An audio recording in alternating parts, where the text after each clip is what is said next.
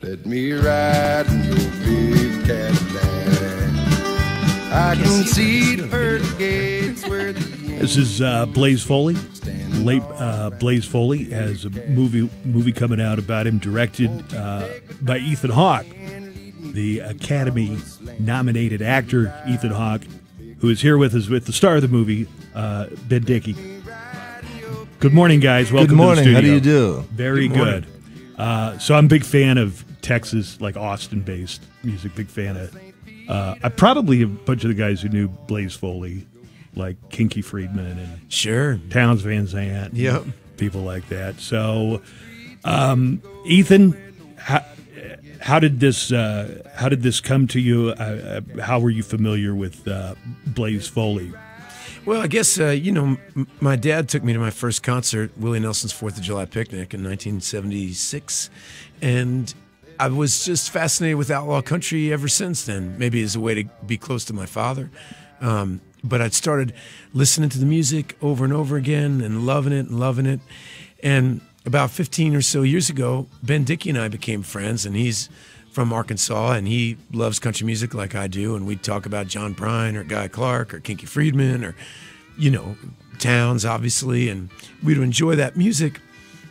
And slowly the idea of this movie about Blaze came out because, a lot of people know those other names, but Blaze is more mysterious, and his story is so interesting, falling in love in a treehouse, and that's where he really started writing songs with this amazing young woman, and coming to Austin to try to make it, and the sad circumstances around his death are the stuff of legend. So Blaze was well known. Like Townes Van Zandt was a big supporter of. Yeah, without Townes, Blaze. I don't know if anybody know. You mean Townes? People would know, but Townes was a big supporter. And he never, I guess, achieved the kind of success that Townes Van Zandt or, of course, like Willie Nelson did. But I guess the feeling is that maybe Blaze Foley didn't really care about that, like he wasn't in it for the fame and the money, or was he? I mean, he torpedoed his own fleet more than once and twice. Didn't he get kicked out of every bar that played live music in Austin? Pretty That's much, what I heard. yeah, pretty much. It's a funny thing what happens when you ingest crystal meth and drink a lot. You get ornery. But, the last 3 years of his life, people said if you went to see him, there might be 25 people there, and 19 of them were musicians.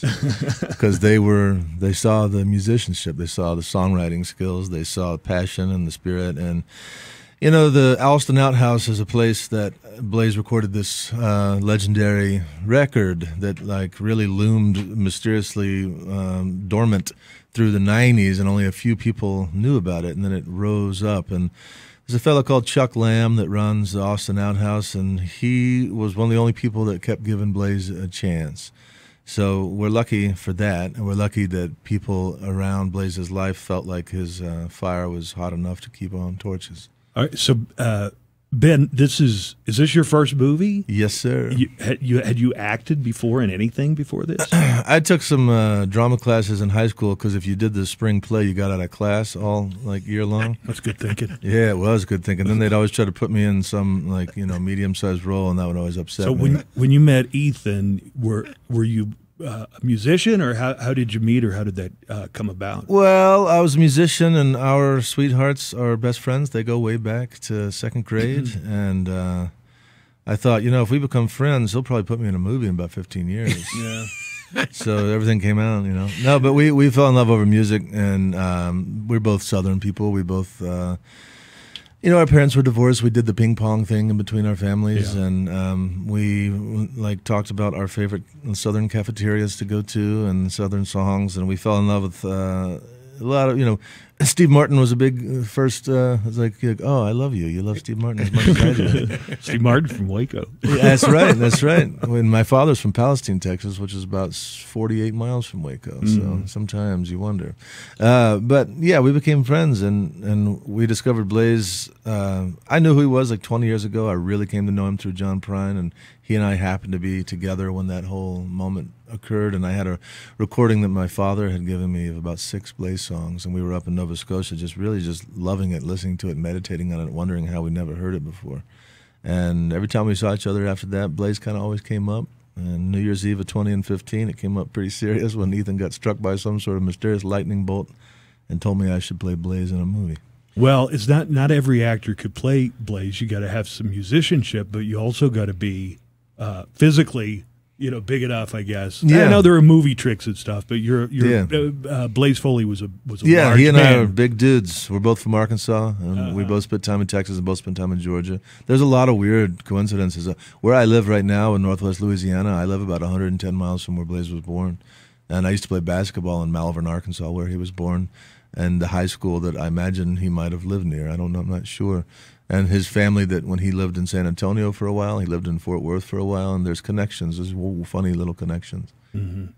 I've been a fan of the outlaw country, the Texas country. Right. There's so many different names for it. Alt country, which I feel has been kind of tinged lately. Right. But when you mentioned the 76 Willie's Picnic, when Ethan mentioned that, I think that's the one where Robert Earl Keen's car burned up in the parking lot. That's right. That's right. There's some great footage of that online. I wanted to put that in the movie. Do you get back to Texas very often, Ethan? I mean, your schedule probably has you running from coast to coast, but I don't know how much you get back to People imagine Austin. that. The truth is that my mom lives in Fort Worth and my dad lives in Dallas, and one of my most frequent collaborators, Richard Linklater, of course. I made Boyhood with him over 12 years, all out of Austin and Houston, and we did the whole Before trilogy based out of Austin, and we shot other places, but we wrote it and worked on it there. And so I'm, for some reason, been mysteriously drawn back here my whole life. I was last in El Paso shooting The Hottest State here. That was an incredible, fun time. Yeah. Did you actually get here when it was freaking hot? So. I don't come here when it's that hot. Well, you're here now. It was hot. I was here last week, and it was hot, Jack. You're a guitarist as well, Ben? Yep, I'm a musician, and I've been making recordings since I was 16. I can't really say that I've had much proper success at it, but I still love to do it. And one of the ideas of the movie was to cast musicians as musicians. Charlie Sexton goes back a long way. He was in a great, almost like an all-star band called the Archangels back in the early 90s. But Charlie Sexton plays Townes Van Zandt. If you'd asked me, do you think Charlie Sexton looks at all like Townes Van Zandt? I don't think I would have put those two together, but he... I don't know. Has Charlie Sexton ever acted in a movie before? Yeah, he acted with me in Boyhood, and he's acted in several things. Oh, that's right. And he's, and that's where he and I became friends. And I just really believe in Charlie. I think he's an amazing person and artist, and the way he talked about acting is the way that I think about acting. He talks about it with the same respect that he talked about his music, and I was touched by it and thought, yeah, man, somebody should give this guy a great part. And when this idea started happening, I asked Ben one day, I said, what do you think about Charlie Sexton as Townes Van Zandt? And then we never thought of anyone else. Well, Charlie is a great musician. He was pretty, active, I think, at around while Blaze was still alive. Yeah, I wonder if he ever Yep. Did he ever cross paths with Blaze Foley when Blaze was alive? He did, indeed. His mother was good friends with Townes, and he used to tell us stories on set about how, Charlie sort of looked like he might be in The Cure in the late 80s. And that was what he had. He had a big solo hit. Yeah, he was Beat So Lonely. That's right. Yeah, he was doing his thing, and he was traveling all over the world, and he was being friends with Ronnie Wood and Keith Richards, but I think Blaze was like, wait a minute, I'm supposed to hate you because I think look I at love you, pretty boy. But he said, he said every once in a while he'd give him sweet looks, but most of the time he'd sort of glower at him in a confused way. But Townes was really kind to him, and we had really supernatural incidences happen all around us when we made this movie. And one of the ones that happened for Charlie was, after we finished, he called me and said, mysteriously there's this songbook that just showed up. There's a Townes Van Zandt songbook. I have no memory of where it came from. He called me a couple hours later, and he said, dude, it gets weirder. I just opened it up, and there's an inscription that says, to Charlie, there's not many of us left. Let's keep it on, compadre. And he, and come to find out, Townes had given that to his mother to give to Charlie when Charlie had sort of he was taking flame and traveling around the world. So how did Charlie come across that songbook? It was like in his belongings. He had just moved, and he was like, you know how it is when you move and you start looking at all your stuff, and you're like, oh yeah, I remember this book and this time and these things.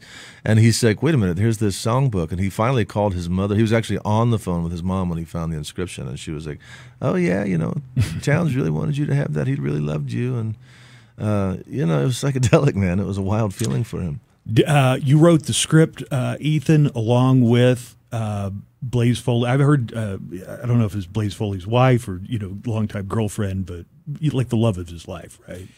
Yeah, she wrote a book. Her name is Sybil Rose, and she wrote a book called Living in the Woods in a Tree, and it's about Blaze and their relationship. And it was the key insight into Blaze. You could make lots of different movies about any person,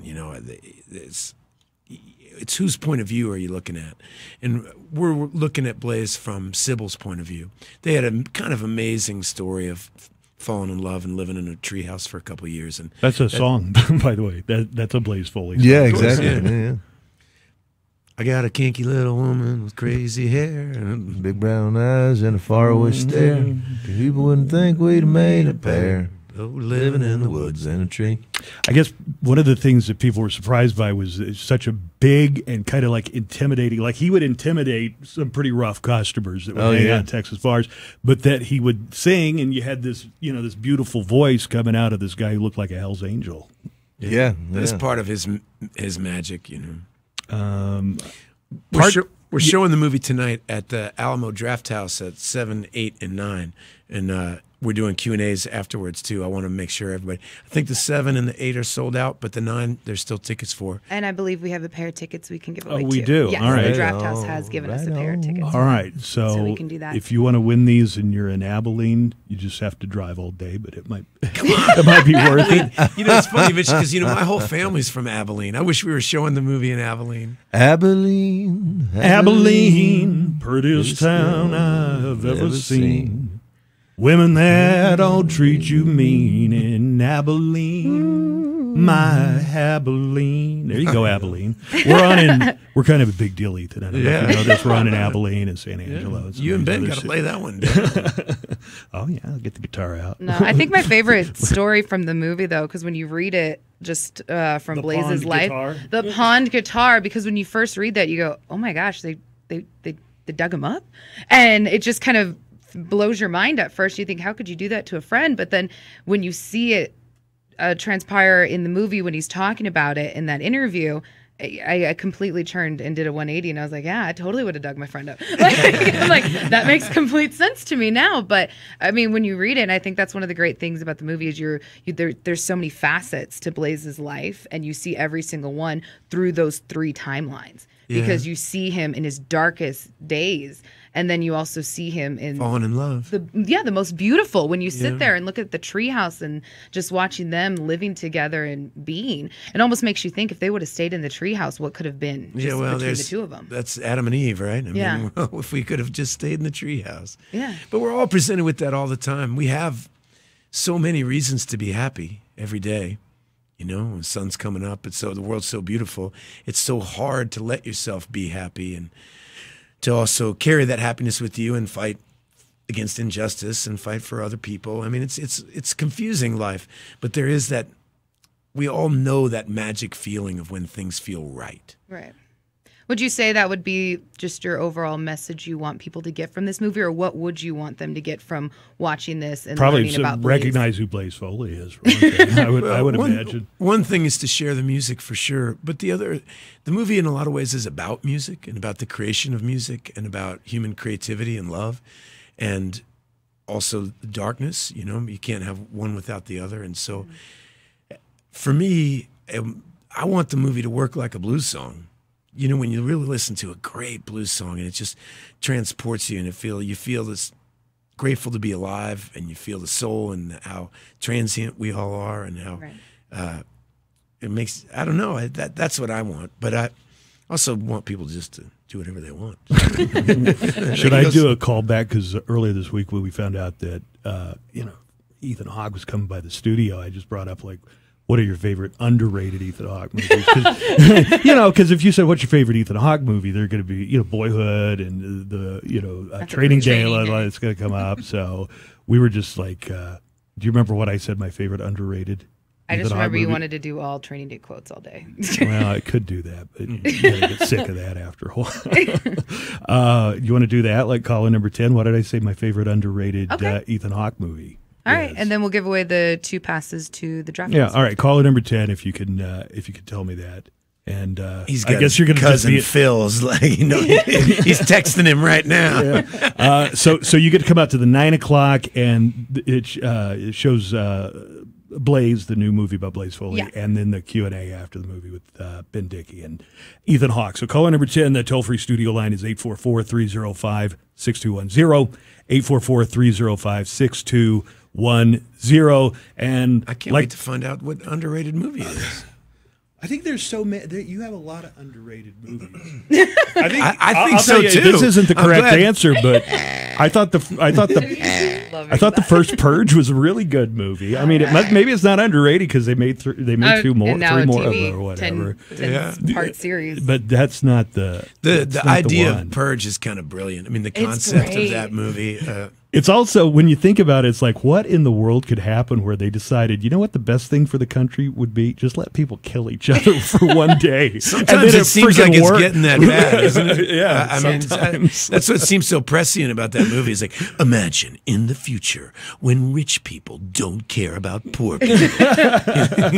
In a world where murder's the solution. You could get away with anything for 12 hours.